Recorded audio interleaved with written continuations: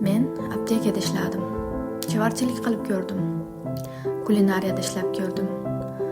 Bozorda ham ishladim.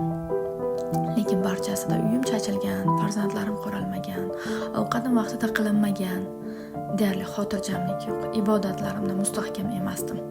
Har doim shoshilgancha yuraman, doim uydan xavotirman. Farzandlarim qarovsiz deb o'zimda aybdorlik his qilaman. Lekin men onlayn ishga kelgach, barchasi o'zgardi. Xotirjamman, ibodatlarimda mustahkamman. Farzandlarim ham doim yonimda. Biz ayollar boshqa ishdan ham mana shu pulni topishimiz mumkin, lekin uydagi xotirjamlik baribir boshqa ekan.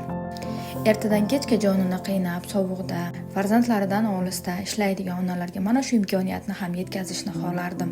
Bu ish sabab meni hayotim tub tarzdan o'zgardi.